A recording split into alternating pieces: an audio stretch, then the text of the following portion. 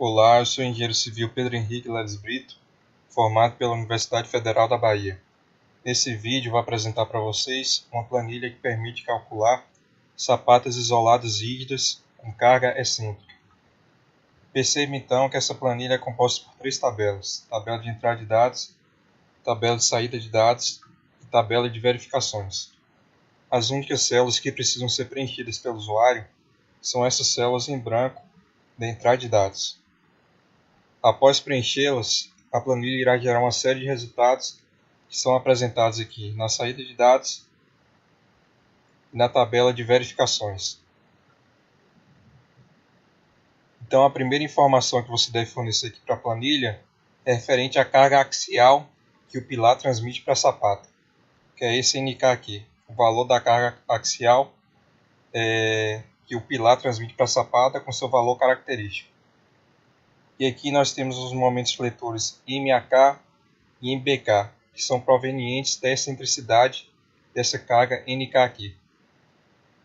Esse momento fletor aqui, MAK, é aquele que tende a girar a sapata em torno de um eixo perpendicular ao seu maior lado, ou seja, ao lado A. E o momento fletor MBK, esse momento fletor aqui que tende a girar a sapata em torno de um eixo perpendicular a seu menor lado, ou seja, ao lado B. Se por acaso esses momentos fletores aqui, MAK e MBK, possuírem sentidos contrários a esses daqui que estão indicados na ilustração, eles devem ser inseridos com valor negativo aqui. Então, se por exemplo, esse momento MAK estivesse apontando para baixo, então você deveria colocar o valor negativo aqui nessa célula. Se o momento fletor MBK estiver apontando aqui para a esquerda, ou seja, se esse momento fletor aqui MBK tender a provocar compressão aqui nos vértices 1 e 2, você deveria inserir o valor de MBK aqui com sinal negativo. E tem um outro detalhe importante aqui. Se por acaso um desses momentos fletores aqui for negativo e o outro for igual a zero, você deve inserir aqui esse momento fletor que é igual a zero com um valor muito próximo de zero, mas não exatamente igual a zero. Vou exemplificar aqui. Se esse momento fletor aqui, MAK, estivesse apontando aqui para baixo, eu deveria inserir ele aqui com valor negativo. Mas veja que apareceu uma mensagem falsa aqui, ó, false. Isso ocorre porque o momento fletor MBK é igual a zero, só que não podemos deixar o valor zero aqui. Então, vamos colocar um valor muito próximo de zero. Por exemplo, 0,000001, que é um valor muito próximo de zero.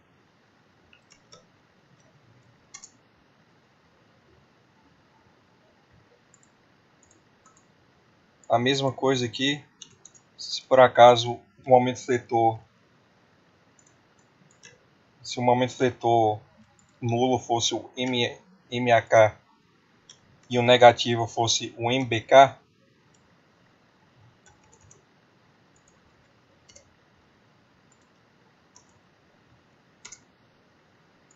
devemos, nessa situação, colocar o momento fletor MAK aqui com um valor muito próximo de zero.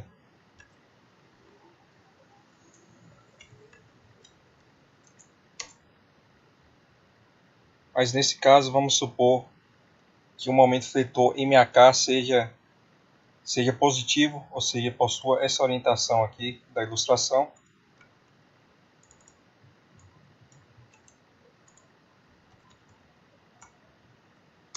E que esse momento fletor aqui MBK seja igual a zero. Nesse caso, não precisamos colocar um número muito pequeno próximo de zero. Podemos colocar o zero propriamente dito nessa célula aqui. Só precisamos colocar um número muito próximo de zero se por acaso um dos momentos fletores for negativo. Então, depois de preencher aqui essas três células referentes ao carregamento, nós precisamos preencher essas outras aqui referente às propriedades dos materiais. Então, nessa primeira célula aqui, nós precisamos informar para a planilha a tensão admissível do solo. Nessa outra aqui, o FCK do concreto. Nessa outra, a tensão de escoamento do aço, que no caso do aço CA50 é 500 MPa. Depois precisamos informar as propriedades geométricas desse bloco. Informando as propriedades geométricas aqui, a planilha irá gerar uma série de resultados aqui na série de dados, como por exemplo a área de aço das barras paralelas ao lado A e a área de aço das barras paralelas ao lado B, e também fará algumas verificações. Então você ajusta as medidas aqui, as propriedades geométricas do bloco, de tal forma que gere um bloco econômico, com as menores dimensões possíveis, e que também atenda a essas verificações aqui. Então, primeiro você deve fornecer aqui a maior dimensão da base da sapata. Depois, a menor dimensão da base da sapata. Depois, a dimensão da seção transversal do pilar paralela ao maior lado da sapata, que no caso é o lado A. Esse BP aqui é a dimensão da seção transversal do pilar paralela ao lado B, ou seja, paralelo ao menor lado aqui, a menor dimensão da sapata.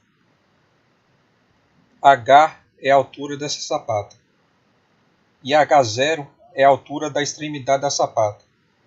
Essa altura aqui, ó, indicada nessa ilustração. Perceba que posicionando o cursor do mouse aqui sobre essas células, que tem esse tracinho vermelho aqui no canto superior direito, aparece esse balãozinho contendo informações sobre essa célula. Então, para essa célula aqui, H0, veja que é recomendado que essa altura seja maior ou igual a 20 centímetros e a altura que você obtém dividindo aqui H sobre 3. Então, H0 deve ser maior do que esses dois valores. Esse C aqui corresponde ao comprimento da armadura, ou seja, a distância aqui da armadura até a face externa da sapata. Em seguida, você deve fornecer os coeficientes de ponderação, γF, γS e esse Kmaj aqui. O γF é um coeficiente utilizado para majorar os esforços e também para minorar a resistência do concreto. O γS, é o coeficiente de minoração do aço, ou seja, o coeficiente utilizado para minorar a resistência do aço. Esse Kmaj aqui é um coeficiente utilizado para majorar a carga NK, com o objetivo de computar o peso próprio da sapata e do solo acima dela. Então, por exemplo, se esse Kmaj aqui for igual a 1,1 e NK for igual a 100 kN, o peso próprio da sapata e do solo acima da sapata será igual a 10 kN. Mas veja que aqui, como exemplo, coloquei o Kmaj igual a 1,05. Aqui embaixo você deve fornecer a bitola das armaduras. Então, essa bitola aqui corresponde ao diâmetro das barras de aço posicionadas paralelamente ao lado A. Ou seja, a bitola das barras de aço posicionadas aqui paralelamente ao maior lado da sapata. E essa outra aqui, essa outra bitola, corresponde ao diâmetro das barras de aço posicionadas aqui paralelamente ao menor lado da sapata. Ou seja, paralelamente ao lado B. Aqui embaixo você deve fornecer o comprimento básico de ancoragem das barras da sapata paralelas ao lado A. Aqui o comprimento básico de ancoragem das barras da sapata paralelo ao lado B. E aqui o comprimento de ancoragem das barras do pilar. E esse comprimento básico de ancoragem você pode obter dessa tabela aqui. Então veja, vamos voltar aqui. Nós estamos utilizando aqui concreto com FCK de 25 MPa. E a bitola das barras é de 12,5 mm. Então vamos aqui nessa tabela, procuramos aqui C25, que é o concreto de 25 MPa, e a bitola de 12,5 mm. Então veja que o número inferior corresponde a barras posicionadas na região de boa aderência. E os números superiores na região de má aderência. E o número aqui à esquerda, os números à esquerda, são aqueles para barras sem gancho. E os números aqui da direita são aqueles para barras com gancho. Então a barra de 12,5 mm com concreto de 25 MPa. Na região de boa aderência, que é esse número inferior aqui, e com a utilização de gancho, o comprimento básico de ancoragem será de 33 cm. Coloquei 26 aqui, mas vamos mudar para 33 cm. Esse é o comprimento básico de ancoragem das barras. Aqui nós temos que informar o comprimento básico de ancoragem das barras aqui do pilar. Então, comprimento básico de ancoragem das barras do pilar, você também pode obter dessa tabela. E esse comprimento será de 53 centímetros. Então, terminado de preencher aqui essas células em branco da entrada de dados, você pode consultar os resultados gerados pela planilha aqui na saída de dados. Então veja que aqui embaixo, nessa célula, nós temos a área de aço das barras posicionadas paralelamente ao lado A. As barras posicionadas paralelamente ao lado A. Aqui nós temos a quantidade de barras que atende a essa área de aço.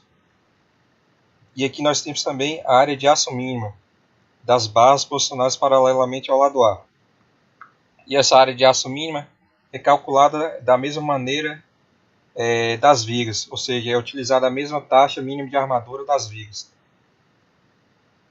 Aqui nós temos a área de aço das barras posicionadas paralelamente ao lado B. Aqui a área de aço mínima para as barras posicionadas paralelamente ao lado B. E aqui nós temos a quantidade de barras que atende ao maior valor dessas áreas de aço aqui. Então, para uma sapata com essas propriedades informadas aqui na entrada de dados, serão necessárias 24 barras paralelas ao lado B e 16 barras paralelas ao lado A, com essa bitola informada aqui na entrada de dados, 12,5 mm. Aqui nós temos também, na saída de dados, a tensão que a sapata provoca aqui no ponto do solo abaixo dos seus vértices. Então esse σ1 aqui é a tensão que a sapata aplica no solo no vértice 1. σ2 é a tensão que a sapata aplica no solo aqui no vértice 2.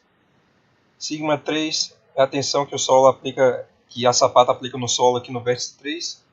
E σ4 é a tensão que a sapata aplica no solo aqui no vértice 4.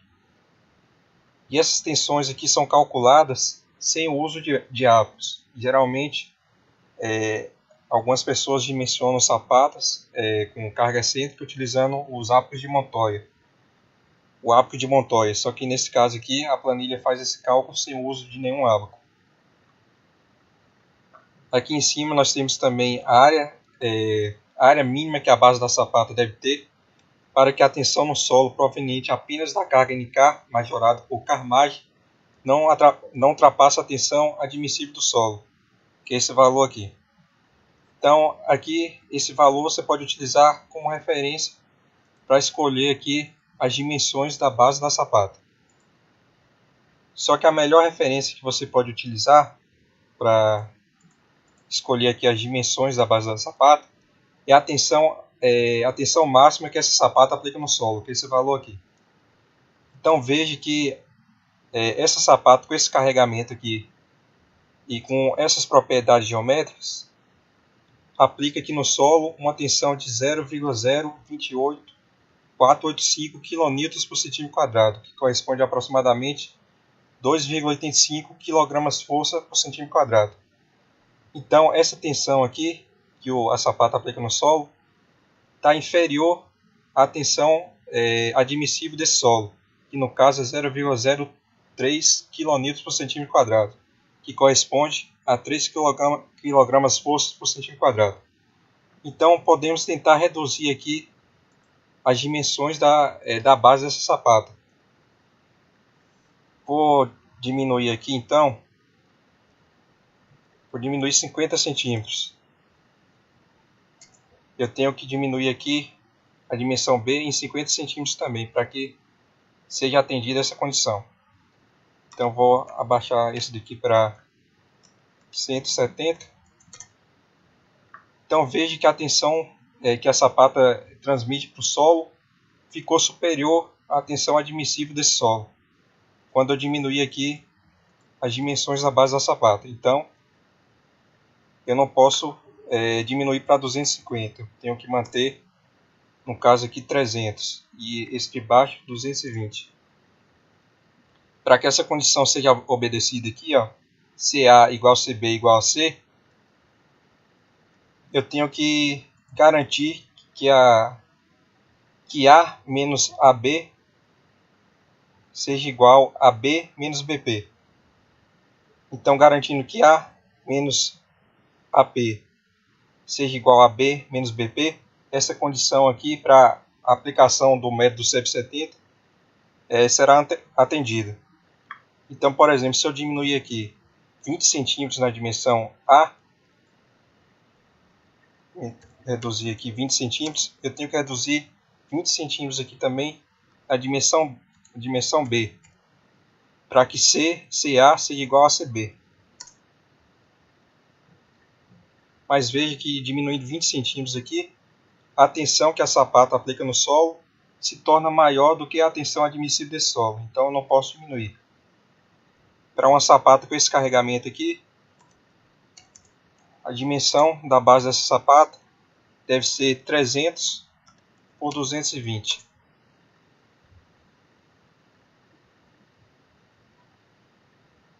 Aqui na saída de dados, a planilha informa também a altura útil da sapata para as barras paralelas ao lado A, que é calculada por essa fórmula aí que está aparecendo na sua tela. A planilha também informa a altura útil da sapata para as barras paralelas ao lado B. A planilha considera que as barras paralelas ao lado B serão posicionadas sobre as barras paralelas ao lado A.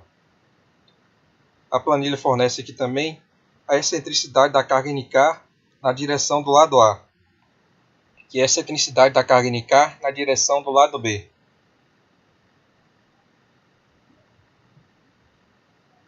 Essa tensão aqui é a tensão ao longo da aresta de lado B provocada pela atuação isolada da carga NK e pelo momento fletor MAK. Então é a tensão ao longo aqui das arestas, ao longo dessa aresta aqui B, de lado B. E essa tensão sigma mínima aqui é a tensão ao longo da base da sapata, numa região ali interceptada pela seção de referência SA. E o que seria essa seção de referência SA? Se você vir aqui no memorial de cálculo, você pode ver que a seção SA é essa daqui indicada nessa ilustração. O momento fletor utilizado para calcular as barras de aço paralelas ao lado A será calculado em relação a essa seção de referência aqui, SA. Então, esse momento fletor aqui, MRFA, é o momento fletor relativo à seção de referência SA, aquela que eu te mostrei lá naquela ilustração. Essa tensão aqui é a tensão ao longo da aresta de lado A. A tensão ao longo dessa aresta aqui, ó, de lado A, provocada pela carga NK e pelo momento fletor MK. Ou seja, a tensão aqui nos pontos dessa aresta de lado A, dessa aresta aqui, comprimento A, provocadas pela atuação isolada da carga NK no momento fletor MBK. E aqui nós temos a tensão ao longo ali de uma região da base da sapata interceptada pela seção de referência SB. A seção de referência SB, essa daqui indicada nessa ilustração. Essa seção de referência aqui, o momento fletor será calculado em relação a essa seção de referência aqui. O momento fletor que será utilizado para calcular as barras de aço paralelas ao lado B, o momento fletor será calculado em relação a essa seção de referência SB aqui. Então, esse momento fletor que será utilizado, que será calculado em relação àquela seção de referência SB e que será utilizado para calcular as barras paralelas ao lado B, é esse momento fletor aqui, indicado nessa célula. Então, eu já expliquei aqui. Aqui nós temos a área de aço das barras paralelas ao lado A, a área de aço mínima dessas barras e a quantidade de barras de aço paralelas ao lado A. Aqui nós temos a área de aço das barras paralelas ao lado B, a área de aço mínima dessas barras e a quantidade de barras que atende a essas áreas de aço aqui. Aqui na tabela de verificações é feita a verificação em relação à tensão admissível. A planilha pega a maior tensão de compressão ali atuando na base da sapata e compara com a tensão admissível do solo. Se essa tensão máxima for inferior à tensão admissível do solo, a sapata passa nessa verificação. Aqui é verificado a aplicabilidade do SEB 70. Então, para que o método do SEB 70 possa ser aplicado, é necessário que essa condição aqui seja obedecida. SA igual a CB, SA deve ser igual a CB. SA é igual a A menos AP dividido por 2. E SB é igual a B menos BP dividido por 2. Então, como eu já havia dito, para que essa condição aqui seja obedecida, é preciso garantir que A menos AP seja igual a B menos BP. Então, outra condição aqui para que o método SEB possa ser aplicado é que esse C aqui seja maior ou igual a H sobre 2 e menor ou igual a 2 vezes H. É preciso verificar também se a altura útil aqui dA é menor ou igual a 1,5 CA e se dB, esse dB aqui, é menor ou igual a 1,5 CB. Como eu já havia dito, CA é igual a menos AP sobre 2 e CB é igual a B menos BP sobre 2. Ou seja, essa distância aqui da face do CA, no caso, o CA é a distância aqui dessa face do pilar até essa face aqui da base da sapata. E o CB é a distância aqui dessa face do pilar até essa aresta aqui da sapata. Então, essa distância daqui até aqui deve ser igual a essa distância daqui até aqui. Como essa planilha faz o cálculo de sapatas rígidas, não existe o risco de ruptura dessa sapata por punção. Só que é preciso verificar a segurança contra a ruptura das diagonais comprimidas de concreto dessa sapata. Então, para que não ocorra essa ruptura das diagonais comprimidas, é preciso verificar se essa tensão de cisalhamento solicitante aqui é menor ou igual à tensão de cisalhamento resistente de cálculo, relativa à ruptura das diagonais comprimidas de concreto. Então, tendo essa condição obedecida, estará garantida a segurança contra a ruptura das diagonais comprimidas de concreto. Você pode obter mais informações sobre essa verificação no item 22.6.2.2 e no item 19.5.3.1 da NBR 6118/2014. É preciso verificar também a segurança contra o tombamento dessa sapata.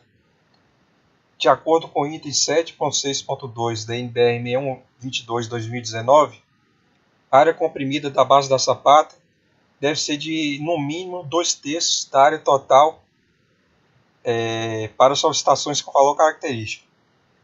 Então, nessa planilha, o que é feito?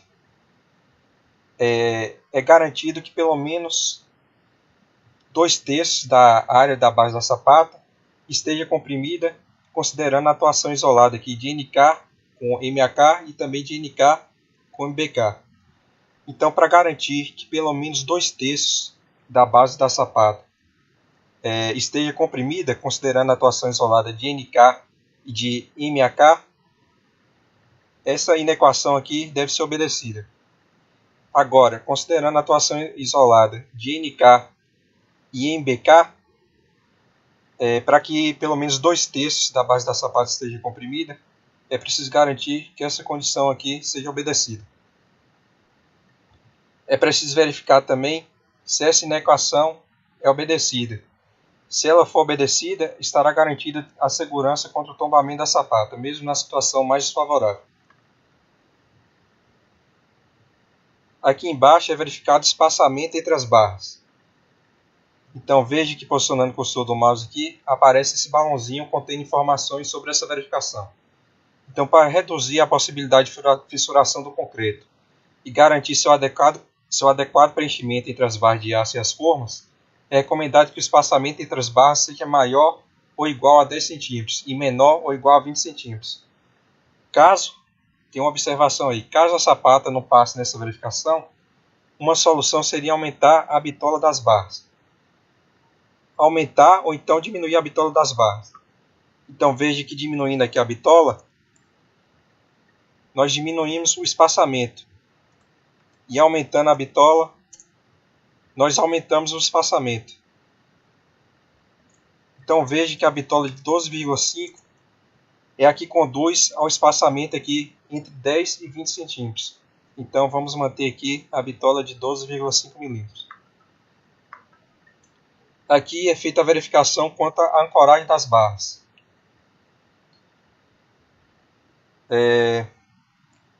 Para garantir a ancoragem dessas barras posicionadas aqui na base da sapata, é preciso verificar se o comprimento disponível aqui para fazer a ancoragem das barras paralelas ao lado A é maior ou igual ao comprimento base de ancoragem que foi informado aqui na entrada de dados. É preciso verificar também se o comprimento de ancoragem disponível para ancorar as barras paralelas ao lado B é maior ou igual ao comprimento básico de ancoragem das barras de aço paralelas ao lado B. E é preciso também verificar a ancoragem das barras do pilar.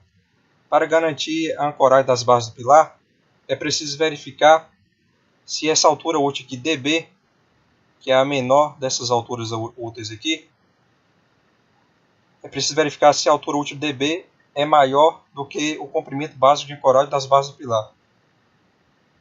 Tendo todas essas condições obedecidas aqui, estará garantida a ancoragem das barras de flexão aqui da sapata e também estará garantida a ancoragem das barras do pilar.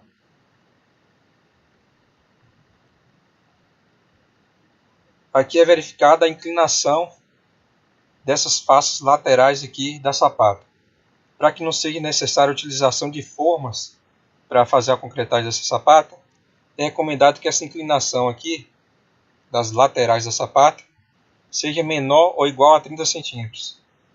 Essa primeira inclinação aqui é a inclinação dessas faces aqui na direção do momento fletor MAK. E essa outra inclinação aqui é a inclinação dessas faces aqui na direção do momento BK. Veja que eles estão com valor inferior a 30 centímetros. Então, a sapata passa nessa verificação. E aqui é verificada a rigidez da sapata. Segundo a NBR 6118/2014, para que a sapata seja considerada rígida, essas condições aqui devem ser obedecidas, ou seja, a altura da sapata deve ser maior ou igual a A menos AP sobre 3 e também maior ou igual a B menos BP sobre 3. Com essas condições obedecidas aqui, a sapata será considerada rígida. Vamos ver se a gente consegue diminuir a altura dessa sapata de tal forma que ela permaneça rígida. Então veja que colocamos aqui uma sapata com altura de 80 centímetros. Vamos reduzir para 70 e ver se ela passa na verificação. continua passando em todas as verificações. Mas veja que ocorreu uma alteração aqui na quantidade de barras de aço.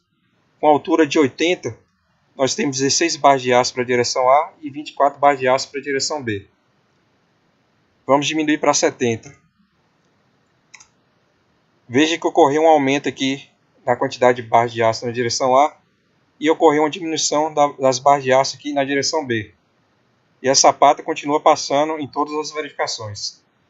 Vamos ver se a gente consegue reduzir mais ainda essa altura. Reduzir aqui para 65. Com a altura de 65, veja que a sapata não é mais considerada rígida de acordo com a NBR 6118/2014. Como essa planilha faz o cálculo de sapatas rígidas, não podemos manter essa altura, precisamos aumentar. Vamos ver se a sapata passa nessa verificação com a altura de 66 centímetros. Não passou. Vamos ver com 67. Pronto, com 67 passa. Então essa é a menor altura que a gente pode adotar para que a sapata ainda seja considerada rígida. Então, em vez de uma altura de 80, vamos manter uma sapata com a altura de 67, para utilizar menos concreto. Pronto, terminado de dimensionar a sapata aqui, você pode consultar o passo a passo de todos os cálculos que foram realizados aqui no memorial de cálculo.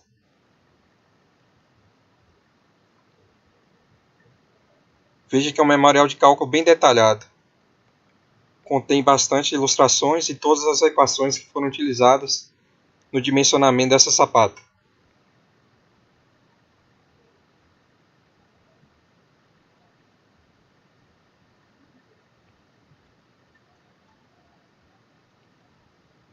Se por acaso você quiser gerar o PDF desse memorial, basta voltar aqui na primeira aba e clicar nesse botão aqui, imprimir memorial.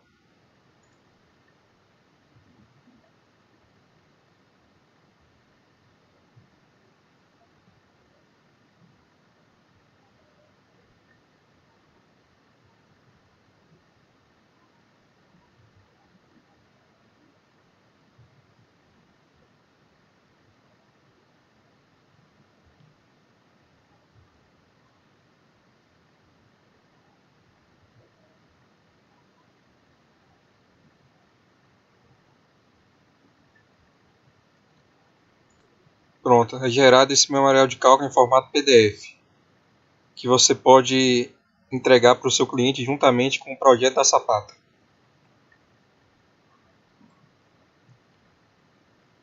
Um estudante que não saiba também como dimensionar esse tipo de sapata pode vir aqui e aprender o passo a passo dos cálculos necessários.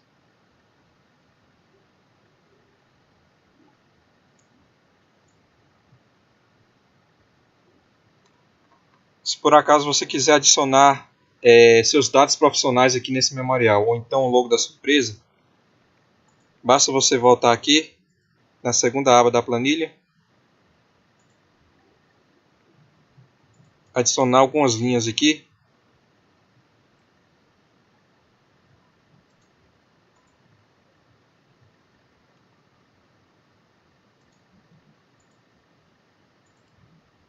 adiciona quantas linhas forem necessárias.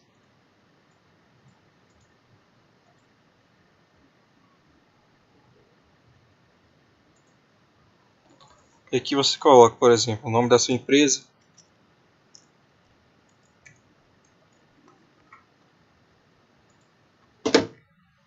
coloque seu nome,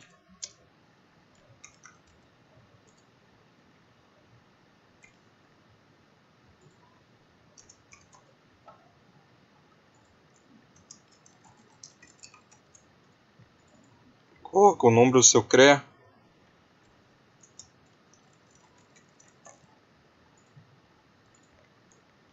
coloque o nome do seu cliente.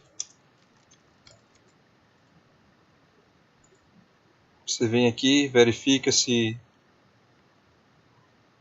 essas novas linhas estão dentro da área de impressão. Se não tiver, você clica aqui e arrasta para cima.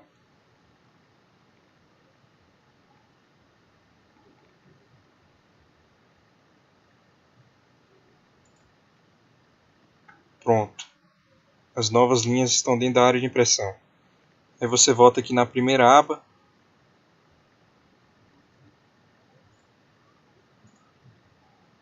E clica novamente em imprimir memorial.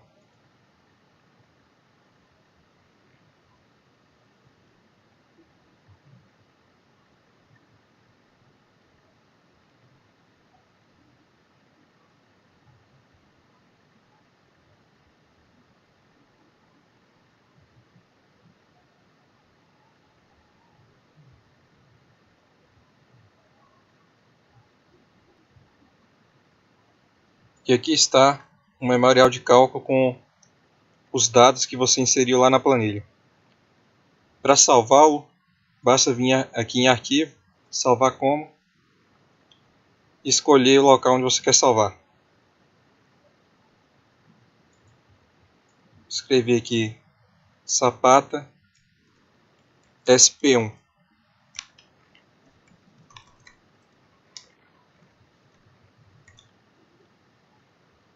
Escolher aqui a área de trabalho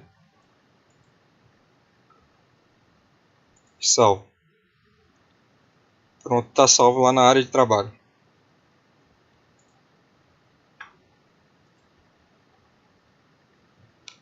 Aqui vocês podem ver meu e-mail para contato. Aqui as referências bibliográficas que foram utilizadas para confeccionar essa planilha. E aqui uma observação.